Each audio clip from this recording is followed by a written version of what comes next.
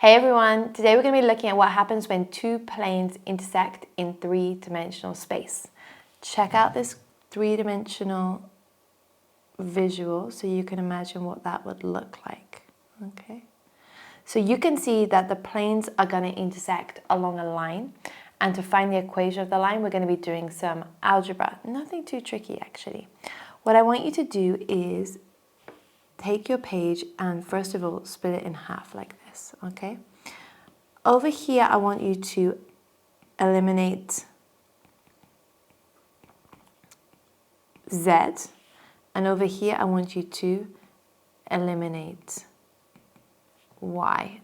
Then we're going to write X in terms of, here we're going to write X equals 2 in terms of Y, and over here we're going to write X equals 2 in terms of Z. So let's get started. You can already see, because I have here a plus Z and a minus Z, when I add these two equations together, the Z's will cancel out. So I'll have 4x plus 3y. They will cancel each other out, and then I'll have that equal to 10. Remember, my objective is to make x the subject, so I'm going to move the 3y to the other side. Okay, and I'm going to divide by 4.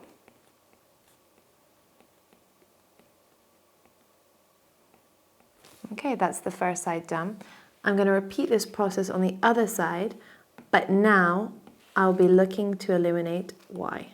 So on this side, I'm going to eliminate y. So I'm going to start by multiplying this by 2, which is going to give me, you can think these are a pair, x plus 2y plus z equals to 6. Multiply by 2, I'm going to have 6x plus 2y minus 2z equals to 8.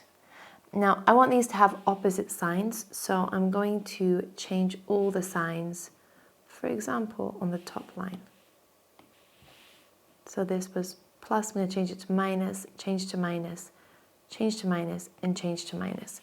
Now when I add them together, you can see I've got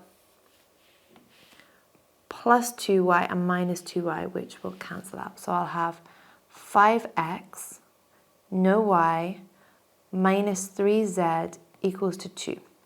I want to make x the subject again, so I'm going to add the 3z to the other side, and then I'm going to divide by 5. Now I can set up my equation, which will be x is equal to 10 minus 3y divided by 4, which is equal to, also because x is also equal to 3z plus 2 divided by 5. If you wanted to change this into a parametric form, you can let all of this equal to lambda. Then your parametric equations would be x is equal to lambda, 10 minus 3y divided by 4 is equal to lambda. We'll simplify that in a minute. 3z plus 2 divided by 5 is equal to lambda. Okay, so here I would times by 4. I would rearrange it. Okay, and then I would divide by 3. And repeat the process here. I would have 3z plus 2 equals 5 lambda. Here I'll be making z the subject. 3z equals 5 lambda minus 2. Z equals 5 lambda minus 2 divided by 3. Okay. So if I want to write my line in parametric form, we can call the line L. I can say x is 0 plus 1 lambda. Okay, if I split this up, I can see I've got 10 over 3 plus lambda, that would be minus 4 over 3. Here I've got z equals 5 over 3 lambda minus 2 over 3. So if I put this equation here, I would have 10 over 3 minus 4 over 3, because remember, this is the x, this is the y, and this would be the z. And the z would be minus 2/3 here, and plus 5 over 3 lambda. So your equation of the line can be expressed in either form.